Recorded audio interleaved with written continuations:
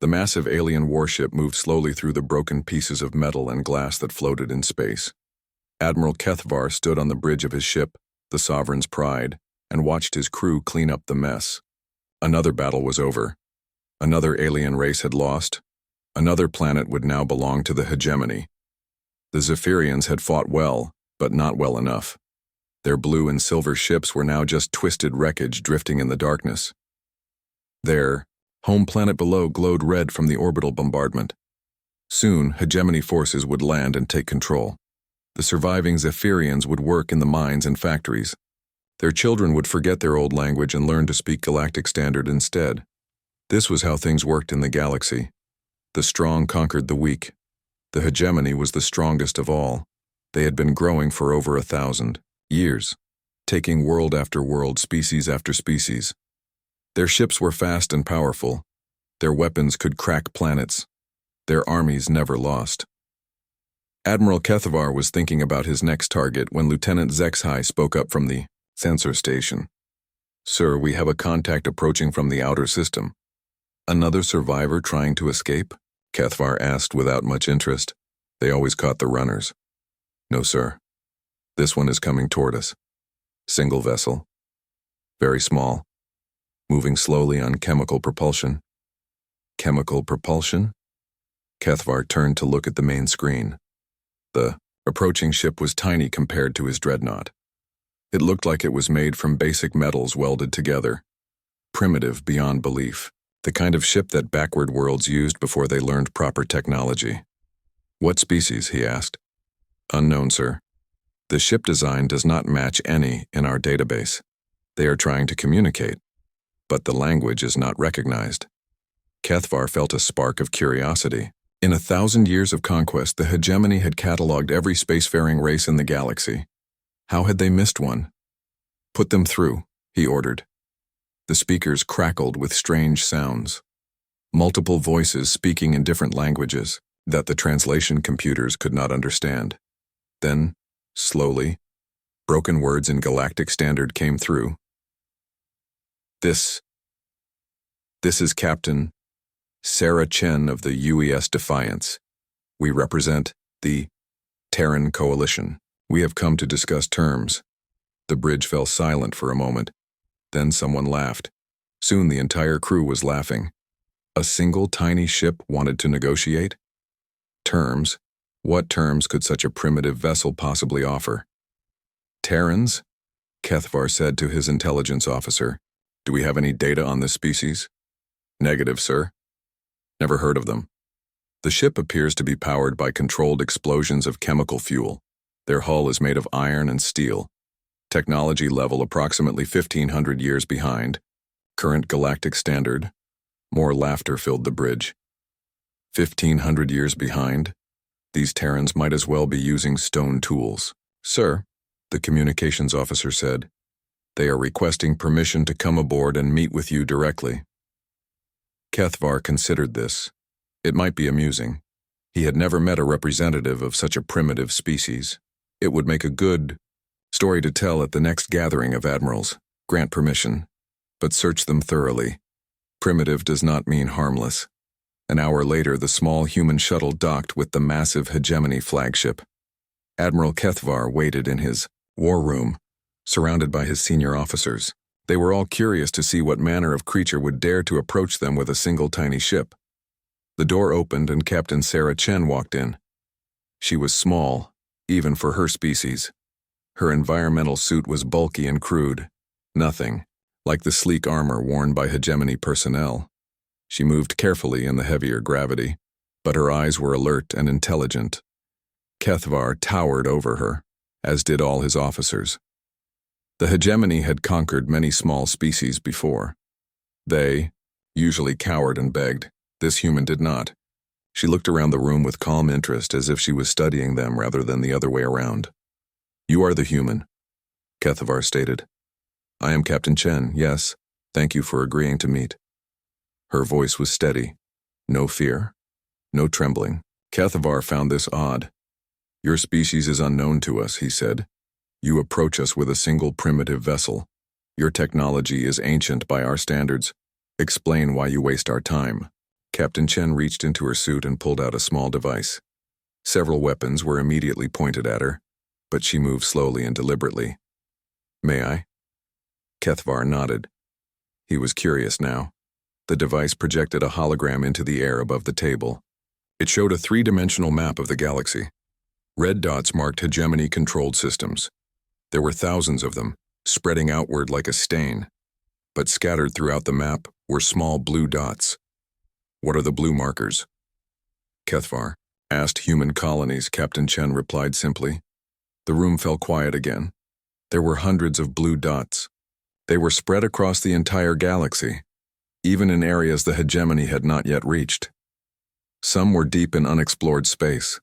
Others were hidden in systems the hegemony had marked as empty. "Impossible," Lieutenant Zexai whispered. "Our scouts would have detected them." Captain Chen smiled. It was not a pleasant smile. "We have been watching you for 300 years, Admiral. Every battle, every conquest, every new world you claim. We know your patterns. We know your weaknesses, and we know you have never faced anything like us. You are primitives," Kethvar growled. "Your ships are slow. Your weapons are weak. We could destroy your entire species in a standard year." "Could you?" Captain Chen asked. "Which world would you attack first? Our homeworld?" She gestured to the hologram. Many of the blue dots were labeled. They all said the same thing. Earth. "Every human colony calls itself Earth," she explained. "Every world considers itself the birth world of humanity. Every planet has the industry to build fleets.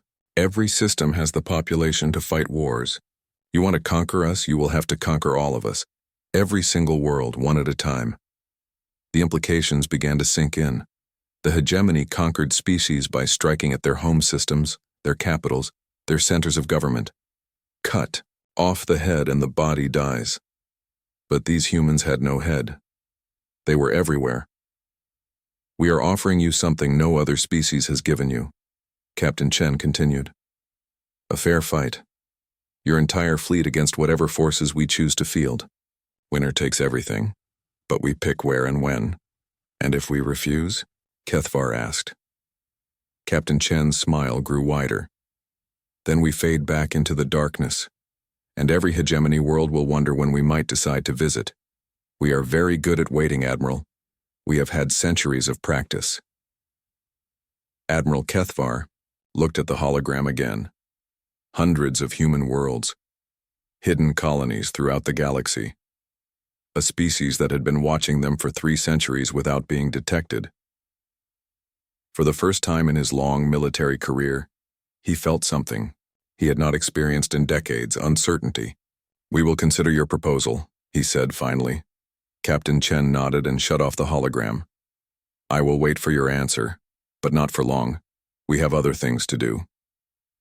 As she left the room, Admiral Kethvar stared at the space where the hologram had been. The question that would soon spread throughout the galaxy had already formed in his mind. Why had humanity sent only one ship? He was beginning to suspect the answer would change everything. Admiral Kethvar called an emergency meeting of his War Council. The senior officers of the hegemony flagship gathered in the secure briefing room. Maps and data displays covered the walls. The air hummed with tension. "Report on the humans," Kethvar ordered. Intelligence Officer Darthek stood and activated the main display. "Sir, we have run deep scans on their vessel. The Defiance is indeed primitive by our standards. Steel hull, chemical rockets, computer systems that are centuries behind ours. But what? The construction is perfect. Every weld, every joint, every component is built to exact specifications. This is not the work of a backward species learning to build spaceships. This is the work of experts who choose to use simple materials." Fleet Commander Nessara spoke up. Their star charts were accurate down to the smallest detail. They knew our fleet positions. They knew our recent battles. How did they gather this intelligence without being detected? "That is the question," Darthek replied. "We have been monitoring all known spacefaring species for over 1,000 years. The humans do not appear in any of our records. Yet they claim to have been watching us for 3 centuries. Kethvar studied the reports on his personal display. Something bothered him about the human captain. She had shown no fear, no desperation. Most species begged when facing the hegemony. They offered tribute, slaves, resources. This human offered only a challenge. "What do we know about their military capabilities?" he asked. "Very little," Darthek admitted. "The Defiance carries no weapons we can detect, no shields, no advanced defensive systems. If it represents their technology level, they should be no threat to us. But if they have hundreds of colonies, even hundreds of primitive worlds cannot stand against our fleet," Fleet Commander Nasara interrupted. "Admiral, with respect, I think we are overthinking this. One small ship cannot dictate terms to the hegemony." Kethvar nodded, but something still troubled him. "Contact the human vessel. Tell them we agree to their terms. But I want more details about this proposed battle." An hour later, Captain Chen returned to the flagship. This time she brought a larger device. When activated, it projected a detailed hologram of a star system. "This is where we will meet," she said. "The Kepler 4042 system. 3 planets, 1 asteroid belt, no intelligent life. Neutral ground." "When?" Kethvar asked. 6 months from now. That will give you time to assemble your forces. How many ships will you bring?" Captain Chen smiled that same unsettling smile. "Enough." "That is not an answer. It is the only answer you will get until we meet. But I will tell you this much. We will not bring our entire fleet. We are not stupid, Admiral. We know you could call reinforcements from across your empire. This will be a fair test, not a massacre." Fleet Commander Nasara leaned forward. "What are the rules of engagement?" "Simple. Both fleets enter the system. Last fleet standing wins. If you win, we will surrender our coordinates and submit to hegemony rule. If we win, you withdraw from this sector and leave us alone. And if you lose and refuse to honor the agreement," Captain Chen's expression grew cold. "We keep our word, Admiral. Do you?" The insult hung in the air. Several officers moved toward their weapons, but Kethvar raised a hand to stop them. "The hegemony always honors its agreements," he said carefully. "Good. Then we have a deal." After Captain Chen left, the War Council continued their meeting. Intelligence reports flowed in from across the galaxy. Scout ships were dispatched to investigate the blue dots on the human star chart. Most came back with nothing to report. Empty space, dead systems. But a few... "Sir," Darthek said 3 weeks later, "we have confirmed at least 12 human colonies. They are well hidden, but they are there. Industrial capabilities appear significant. Military forces? Unknown. The colonies go silent when our scouts approach. We have not detected any major fleet movements." Kethvar studied the updated intelligence reports. The humans were a mystery. Their technology was primitive, but their reach was vast. They built simple ships but built them perfectly. They claimed to have no central government, yet they coordinated across hundreds of worlds. "Prepare the fleet," he ordered. "I want every available ship for this engagement. If the humans want a demonstration of hegemony power, they will get one." Over the following months, ships arrived from across hegemony space. Dreadnoughts and battleships, carriers and destroyers, support vessels and troop transports. The largest fleet in hegemony history slowly assembled.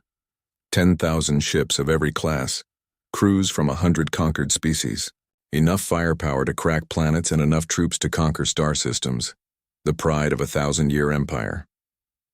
"Sir," Communications Officer Velta reported, "we are receiving a message from the humans. Put it through." Captain Chen's voice filled the bridge. "Admiral Kethvar, impressive fleet. We count just over 10,000 vessels. Is that your final answer?" "It is," Kethvar replied. "Excellent. We will see you at Kepler 442 in 72 hours. Safe travels." The transmission ended. Admiral Kethvar looked out at his massive fleet. 10,000 ships, 1,000,000 crew members, the combined military might of the greatest empire in galactic history, against a species that sent one tiny ship to make first contact. "Sir!" Lieutenant Zexhai called from the sensor station. Long-range scans show human vessels beginning to arrive at Kepler 442. How many? Difficult to say. They are arriving in small groups, different ship designs. Some appear to be converted. Civilian craft. Keithvar frowned. Civilian conversions? Were the humans so desperate they were using cargo ships as warships? Continue monitoring. I want to know exactly what we are facing. But as reports came in over the next day, the picture became more confusing. Human ships were arriving at Kepler 442, but they came from dozens of different directions. Their designs varied wildly. Some were sleek and modern. Others looked like they had been built in someone's backyard. A few appeared to be nothing more than engine blocks strapped to cargo containers. Sir, Darthek reported, current count shows approximately 300 human vessels in the target system, 300 against 10,000. The humans were either very brave or very stupid. Analysis of their fleet composition? Mixed, sir. We detect some purpose-built warships, but many appear to be converted civilian vessels. Freighters with weapons, bolted on. Colony ships modified for combat. Even what appears to be a luxury yacht with missile pods attached. This made no sense. No military in the galaxy fought with converted civilian ships. It was inefficient, dangerous. The hegemony had standardized military designs perfected over centuries of warfare. Are they trying to lose? Fleet Commander Nezera wondered aloud. Or trying to make us underestimate them? Kethvar replied grimly. The hegemony fleet jumped to hyperspace, heading for the final confrontation. Behind them, across the galaxy, other species monitored their communications and wondered about the same question that troubled Admiral Kethvar. Why had humanity sent only one ship to challenge the greatest military force in galactic history? In 72 hours, they would have their answer. The Kepler 442 system waited in the darkness between spiral arms. 3 dead planets orbited a yellow star. An asteroid belt drifted between the second and third worlds. No life, no colonies, no witnesses except the 2 fleets that faced each other across millions of kilometers of empty space. Admiral Kethvar stood on the bridge of the Sovereign's Pride and studied the tactical display. His fleet spread out in perfect formation. 10,000 ships arranged in combat groups according to centuries of military doctrine. Dreadnoughts at the center, fast attack craft on the flanks, support vessels protected behind screens of destroyers. The human fleet looked like chaos. Sir, Lieutenant Zexhai reported from the sensor station. Final count on human vessels, 317 ships, mixed classes, no apparent formation or organization. Kethvar could see them on the main display. The human ships were scattered across a wide area with no clear pattern. Some moved in small groups, others operated alone. Their ship designs varied so much they barely looked like they belonged to the same species. They have no formation discipline, Fleet Commander Nesara observed. No command structure we can identify. How do they coordinate their attacks? Analysis of their communications traffic? Kethvar asked. Heavy chatter on multiple frequencies, the communications officer reported. Different languages, different encryption methods. Some ships are not encrypted at all. It sounds like casual conversation. Casual conversation? Yes, sir. They appear to be talking about personal matters, sharing jokes, discussing their families. Not military communications. This was unlike any enemy the hegemony had ever faced. Military fleets maintained communication discipline. Orders were precise. Chatter was forbidden during combat operations. These humans acted like they were at a social gathering. Open a channel to the human fleet, Kethvar ordered. Channel open, sir. This is Admiral Kethvar of the Hegemony First Fleet. As agreed, we are here to settle this matter through combat. Do you have any final words before we begin? Captain Chen's voice came back immediately. Admiral, thank you for honoring the agreement. Before we start shooting at each other, I want to make sure you understand what you are facing. Enlighten me. These 300 ships represent volunteers from across human space. They came here knowing they might not go home. Not because they were ordered to, but because they chose to. Every captain makes their own decisions. Every crew fights their own way. We do not have your discipline or your coordination, but we have something else, which is, we really do not like bullies. The channel closed. Admiral Kethvar looked at his officers. Several were smiling. The humans had just admitted they lacked military discipline. This would be easier than expected. All ships battle stations, he ordered. Commence attack pattern Alpha 7. The hegemony fleet moved forward in perfect synchronization, thousands of ships advancing in coordinated waves, their weapons powered up, targeting computers locked onto human vessels. This was how wars were won. Overwhelming force applied with precise timing.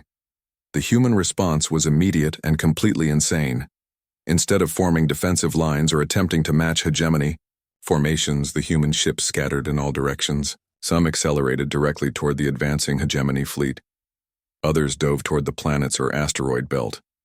A few actually started moving away from the battle entirely. "Sir," the tactical officer called out, "the humans are not following any recognizable battle plan. Individual ships are taking independent action. Target the largest human vessels first," Kethvar ordered. "Destroy their command ships and the rest will surrender." But as hegemony weapons opened fire, the humans did something unprecedented. They started talking. Not to their commanders or their fleets, but to each other. Across all frequencies, in multiple languages, human voices filled the communication channels. "Hey, Liberty Bell, you have 3 destroyers closing on your starboard side." "Thanks, New Tokyo. I see them. Anyone want to help me deal with these guys?" Farmer's daughter moving. "To assist. My weapons are better than yours anyway. This is Pride of Lagos. Human vessels near the asteroid belt. I am incoming fast with a full missile load. Might want to move." It was chaos. No call signs, no formal protocols. Just humans talking to humans, sharing information and coordinating. Attacks without any central command structure. And somehow it worked. The human ship called Liberty Bell was indeed under attack by 3 hegemony destroyers. But as they closed in for the kill, 2 other human vessels appeared from different angles. One was a converted cargo hauler that looked like it would fall apart at any moment. The other appeared to be a luxury yacht with military weapons grafted onto its hull. The cargo hauler rammed the lead destroyer at full speed. Both ships exploded in a brilliant flash, but the other human vessels used the distraction to destroy the remaining destroyers. "Liberty Bell to Farmer's daughter," came over the communications. "Thanks for the assist. Sorry about Jimmy and his crew." "They knew what they signed up for," came the reply. "Jimmy always said he wanted to go out with a bang." Admiral Kethvar stared at the tactical display in confusion. The humans had just sacrificed one of their own ships to save another, and they were talking about it like it was normal. "Sir," Lieutenant Zexhai called out urgently, "we have multiple human vessels approaching at high speed. They appear to be cargo ships?"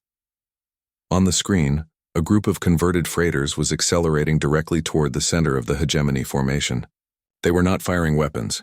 They were not maneuvering to avoid incoming fire. They were simply coming straight at the flagship. "Destroy them," Kethvar ordered. Hegemony weapons fired. The first freighter exploded, then the second. But the third made it through the defensive fire and slammed into a hegemony battleship. The explosion was enormous, taking out both vessels and damaging several others nearby. "Ramming attacks?" Fleet Commander Nasara asked in disbelief. "They are using their own ships as missiles." Dancing Queen to all vessels came over the human communications. "The ramming thing works, but you need to approach from below their firing arc. Shields are weaker on the ventral sections." More human ships immediately changed course, diving under hegemony vessels to attack their weak points. Not because they had been ordered to, but because someone had shared useful information, and they decided to act on it. "Sir," the tactical officer reported, "we are losing ships faster than projected. The humans are not fighting like any military force in our database." Kethvar could see that for himself. His perfectly organized fleet was being torn apart by what looked like organized chaos. Every time his commanders adapted to human tactics, the humans changed their approach. There was no pattern to predict, no strategy to counter, because every human ship was making its own decisions. A converted mining vessel used its industrial cutting laser to slice through a hegemony cruiser. A passenger liner launched escape pods full of explosives. A racing yacht that should have been helpless in combat somehow destroyed 3 fighters by using its superior speed to lead them into an asteroid. "This is Maria's revenge," came over the communications. "Anyone know how to disable these big ships without blowing them up? I have people on board who might want to go home." "Try targeting their engine mounts," someone replied. "Worked for me earlier." "Thanks, stubborn mule. You always were smarter than you looked." They were joking. In the middle of a battle that was killing thousands, the humans were making jokes and sharing tactical advice like they were discussing the weather. "Sir," Communications Officer Velta called out, "we are receiving a transmission from the human vessel Defiance." "Put Captain Chen through." "Admiral, how are you enjoying the fight so far?" Kethvar looked at his tactical display. He had started with 10,000 ships. The humans had started with 300. Now he had 7,000 ships. The humans had maybe 100 left. But somehow, he did not feel like he was winning. "Your forces are brave," he admitted, "but you cannot win through courage alone." "Maybe not," Captain Chen replied. "But we are not trying to win, Admiral. We are trying to teach you something." What lesson could primitives teach the hegemony? That there are things in this galaxy that cannot be conquered. Some things are too stubborn to give up, too spread out to catch, too crazy to predict. Admiral Kethvar was about to reply when Lieutenant Zexai shouted from the sensor station, "Sir, massive hyperspace signatures detected, multiple fleets jumping in." The tactical display exploded with new contacts. Not human ships, not hegemony. Reinforcements. Representatives from every major species in the galaxy had arrived to watch the battle, and they were all asking the same question. Why had humanity sent only one ship to challenge the hegemony? The answer was becoming clear. They had not sent one ship, they had sent one warning. The new arrivals maintained their distance, but their sensors were active. Ships from the Altarian Republic, vessels of the Centauri Federation, the distinctive bioships of the Hive Collective, even the mysterious crystal formations that served as spacecraft for the Silicon Mines. Representatives from every major power in the galaxy had come to watch. Admiral Kethvar felt the weight of their attention. This was no longer just a battle between the hegemony and an unknown species. This had become a demonstration for the entire galaxy. "Sir," Intelligence Officer Darthek reported, "we are receiving communications from the observer fleets. They are requesting permission to monitor the engagement." "Denied," Kethvar snapped. "This is a private matter." But he knew it was too late. Whatever happened here would be recorded and analyzed by every intelligence service in known space. The reputation of the hegemony was at stake.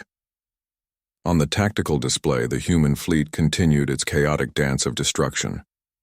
What remained of their 300 ships darted between asteroid belts, used planets for cover, and coordinated attacks through their endless chatter. They fought like no military force he had ever encountered. "New Shanghai to Desert Rose," came over the communications. "I am badly damaged, but my missiles are still functional. Can you give me a target worth dying for?" "Desert Rose here, Shanghai. There is a big ugly dreadnought at coordinate 77 Alpha. If you can take out its engines, the rest of us can finish it." "Roger that. It has been an honor serving with you people. Tell my family I went out swinging." The converted colony. Ship New Shanghai accelerated toward the hegemony dreadnought Iron Fist. Defensive fire tore through its hull, but the dying ship managed to launch its full missile load before exploding. The Iron Fist lost power and began drifting helplessly. "Good shooting, Shanghai," came multiple voices over the human communications. "We will remember." Admiral Kethvar watched another of his dreadnoughts die and tried to understand what he was seeing. Military forces did not operate this way. Soldiers followed orders. They maintained discipline. They did not make individual decisions about how to die. But these humans were not soldiers in any sense he understood. They were volunteers who had chosen to be here. Each ship fought according to its own judgment. Each crew decided for themselves how far they were willing to go. "Sir," Fleet Commander Nisara said quietly, "we need to consider withdrawal." "Withdrawal?" Kethvar turned to stare at him. "We still outnumber them 70-1. "Yes, sir. But look at the casualty ratios." Kethvar looked. The numbers were disturbing. His fleet had indeed started with overwhelming numerical superiority, but the humans were destroying hegemony ships at a rate of nearly 3-1. At this rate, both fleets would be destroyed, but the humans seemed perfectly willing to accept mutual annihilation. They are not trying to win, he realized. They are trying to make this too expensive for us to continue. "Sir," Lieutenant Zexhai called out, "long-range sensors are detecting movement in the outer system. More human ships approaching." "How many?" "Difficult to determine. They are coming in small groups from multiple vectors. Conservative estimate, 200 additional vessels." Reinforcements.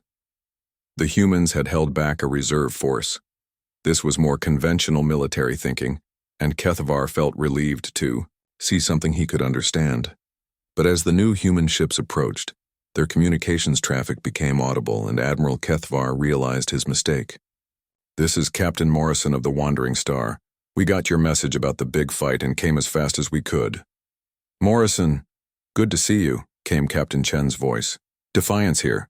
We saved some of the bigger ships for you." "Appreciate that, Chen. How are things going?" "About as expected. We are dying gloriously and teaching these hegemony folks some manners." "Sounds like fun. Wandering Star Squadron, form up on me. Let us show these aliens how we do things in the outer colonies." Admiral Kethvar listened to this exchange with growing confusion. These were not military reinforcements arriving according to a battle plan. These were additional volunteers who had heard about the fight and decided to join. "Sir," Darthek reported. "Analysis of the new human vessels shows the same pattern as before. Mixed civilian and military designs. No standard fleet organization. They appear to be volunteers from different colonial groups." "How did they know to come here?" "Unknown. Possibly the humans have a communication network we have not detected, or possibly, Kethvar thought, they simply told everyone what was happening and let people decide for themselves whether to participate. It was an insane way to run a military, but it seemed to work for humans. The battle continued. Fresh human ships engaged the tired hegemony fleet. Their tactics remained the same chaotic mixture of individual initiative and shared information. But now Kethvar began to notice something else. The humans were learning. "Bright Angel to all ships," came over their communications. "The big triangle-shaped vessels have weak spots at the wing joints. Hit them there and they break apart." "Confirmed," another voice replied. "Also, their smaller ships cannot turn fast when their engines are at full power. You can get behind them if you are patient. This is Lucky Strike. Has anyone figured out how to get through their shields yet?" "Cosmic Dancer here. Try alternating frequencies on your particle beams. Their shield generators cannot adapt fast enough." They were sharing tactical knowledge in real time. Every discovery, every successful technique, every useful observation was immediately broadcast to the entire human fleet. The hegemony's technological advantages were being analyzed and countered by hundreds of independent minds working together. "Sir," the tactical officer reported, "human effectiveness is increasing. They are adapting to our systems faster than we can adapt to their methods." "Because they have no methods," Fleet Commander Nazara said, with grudging admiration. "Every ship does what seems best at the moment. We cannot predict their actions because they do not know their own actions until they take them." Admiral Kethvar was forced to agree. The hegemony fought with precision and discipline developed over centuries, but that same precision made them predictable. The humans fought with chaotic creativity that made them impossible to counter systematically. "Sir," Communications Officer Velta interrupted, "we are receiving a transmission from the observer fleets. The Altarian Republic is requesting permission to approach and offer medical assistance to survivors from both sides." "Medical assistance?" "Yes, sir. Apparently they have hospital ships standing by. Kethvar looked at the tactical display. Debris and escape pods from both fleets drifted throughout the system.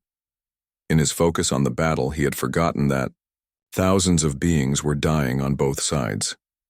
Permission granted to the Altarians, he decided. "Sir," came Captain Chen's voice over the communications. "Thank you for allowing medical ships into the battle zone. Our people appreciate the gesture." "Your people are dying for nothing," Kethvar replied. "Surrender now and this can end."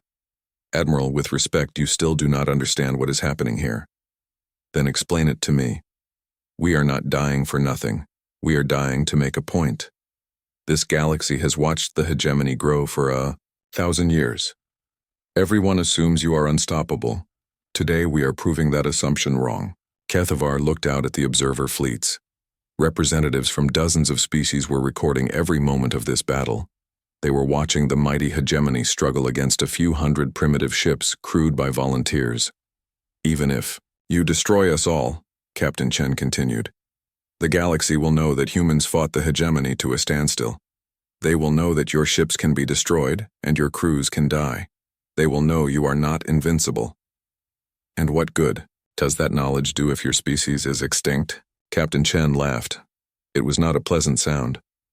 "Admiral, you are still thinking like a conqueror. You assume that if you destroy this fleet, you have defeated humanity. But we already told you the truth. We are everywhere. These ships, these crews, they are volunteers from a few hundred of our worlds. We have thousands more." The implications of her words hit him like a physical blow. This was not the human military.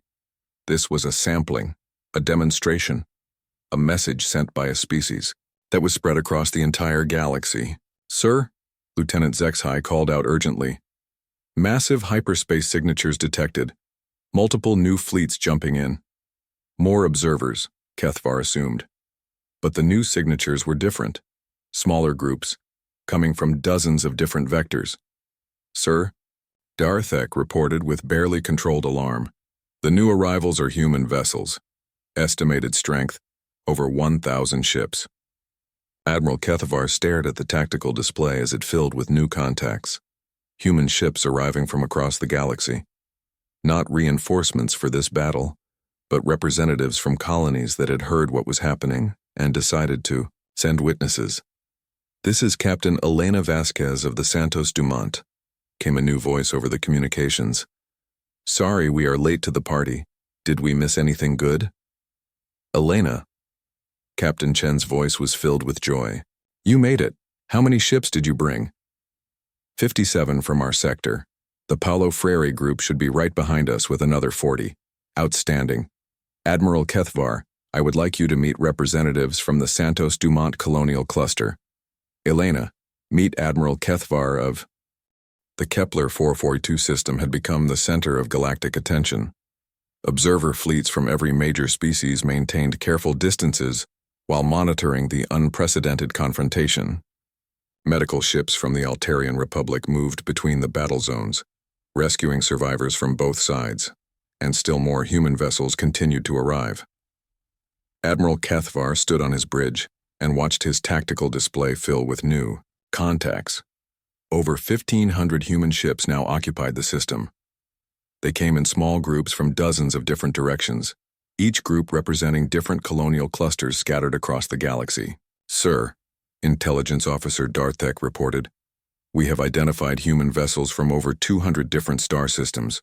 Analysis suggests they represent independent colonial governments, mining consortiums, exploration fleets, and trading groups.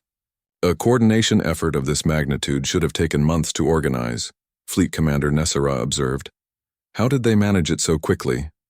"Because they did not organize it," Kethvar realized. "They simply told everyone what was happening and let people choose whether to participate. It was a concept that challenged everything the hegemony understood about military organization. For 1,000 years, they had conquered species that relied on central command structures. Cut off the head and the body died. But humanity had no head. They were a distributed network of independent colonies that somehow managed to act together when needed." "Sir," Lieutenant Zexhai called out, "the human fleet is repositioning. They appear to be forming a defensive perimeter around our forces." Cathvar looked at the display.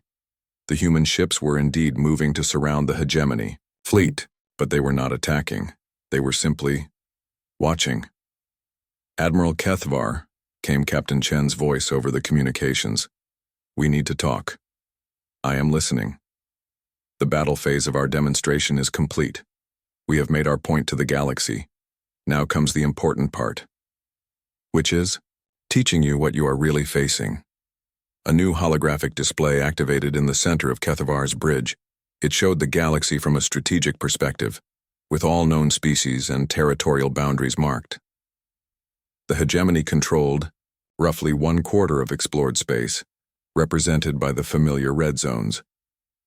But now the display also showed blue markers, thousands of them. Human colonies scattered throughout every sector of the galaxy, including deep within hegemony territory itself. "Impossible," Fleet Commander Nessera breathed. "Our security networks would have detected hidden colonies." "Would they?" Captain Chen asked. "How do you detect a species that looks like a dozen different alien races? How do you find colonies that appear to be legitimate mining operations, scientific research stations, or trading posts?" The display zoomed in on hegemony space. Blue dots appeared throughout their core systems. Some were marked as research stations, others were labeled as mining operations or small trading outposts. All had been dismissed as unimportant by hegemony intelligence. "You see, Admiral, humans are very good at being underestimated. We look primitive, so you assume we are harmless. We appear disorganized, so you assume we are ineffective. We seem small and scattered, so you assume we are insignificant." "What are you saying?" "I am saying that humanity has been living inside your empire for over 2 centuries. We run mining operations that extract resources from your worlds. We operate trading posts that monitor your ship movements. We maintain research stations that study your technology. We have been preparing for this day since we first learned of your existence." The holographic display changed again. Now it showed supply lines, communication networks, and strategic resources throughout hegemony space. A significant percentage were either operated by or dependent on human-run facilities. "If you destroy every human ship in this system," Captain Chen continued, "you will have eliminated perhaps 1% of our total population. The rest of us will continue our lives, running your mining operations, maintaining your supply lines, and studying your weaknesses." "You are threatening us," Cathvar said quietly. "No, Admiral. I am explaining our nature. We are not a military threat in the traditional sense. We do not build invasion fleets or conquer territory. We simply exist wherever we choose to exist, and we are very difficult to remove once we have established ourselves." Admiral Cathvar studied the display with growing understanding. The humans were not trying to conquer the hegemony. They were trying to coexist with it, but on their own terms. "What do you want?" he asked. "Recognition, respect, the right to exist without being conquered or enslaved. We do not want to rule the galaxy, Admiral. We just want to live in it." "And if we refuse?" Captain Chen's voice grew serious. "Then you will spend the next 1,000 years wondering which of your miners, traders, researchers, and technicians are actually human. You will question every accident, every equipment failure, every delayed shipment. You will become paranoid about your own infrastructure." The threat was subtle, but devastating. The hegemony's empire depended on complex supply chains and industrial operations. If even a small percentage of those were compromised— "Sir," Communications Officer Velta interrupted, "we are receiving transmissions from observer fleets. Multiple species are requesting diplomatic contact with the human representatives." Cathvar was not surprised. The galaxy had just watched a few hundred primitive ships fight the mighty hegemony to a standstill. Every intelligence service in known space would want to study these humans and possibly form alliances with them. "Admiral," Captain Chen said, "I have one more thing to show you." The holographic display changed again. This time it showed a detailed view of the current battle zone. The hegemony fleet was surrounded by human vessels, but something was wrong with the tactical picture. "Sir," Lieutenant Zexhai called out in alarm, "our weapon systems are showing multiple malfunctions. Power couplings are failing throughout the fleet." "Sabotage?" Kethvar demanded. Unknown. The failures appear to be random system degradation, but the timing is suspicious. Captain Chen's voice carried a note of sympathy. Admiral, remember those mining operations, trading posts, and research stations I mentioned? They have been supplying components for hegemony ships for decades. Computer, chips, power regulators, life support systems, all built to exact specifications and delivered on time. The implication was clear. Human-built components were integrated throughout the hegemony fleet. Components that could fail at precisely the wrong moment. This is your final lesson, Captain, Chen explained. We are not just scattered across the galaxy. We are woven into the fabric of galactic civilization. We build the components that keep your ships running. We operate the facilities that supply your colonies. We maintain the communication relays that connect your empire.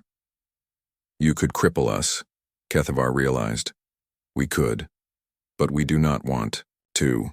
We want to trade with you, work with you, coexist with you, but as equals, not as subjects.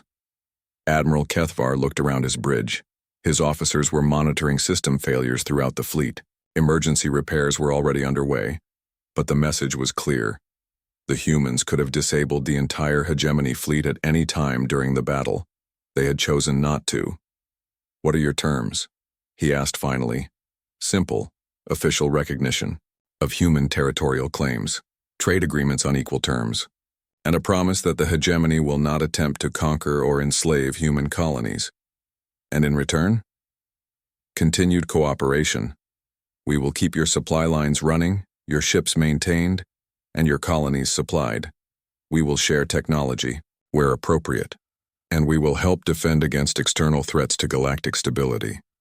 It was not conquest, it was integration.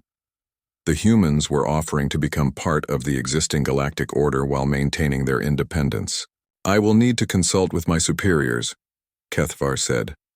Of course, take your time. We have been patient for centuries. We can wait a little longer. As the hegemony fleet began emergency repairs and prepared for the journey home, Admiral Kethvar finally understood the question that had puzzled the galaxy. Why had humanity sent only one ship? They had not sent a warship. They had sent a diplomat. Captain Chen had not come to threaten the hegemony. She had come to introduce them to a new reality. Humanity was already here. They had been here all along, living and working throughout galactic civilization. The battle at Kepler 442 was not an invasion. It was a coming-out party. Sir, Lieutenant Zexhai reported, observer fleets are beginning to depart. Several are requesting coordinates for formal diplomatic contact with human representatives. Kethvar nodded. The galaxy had gotten its answer.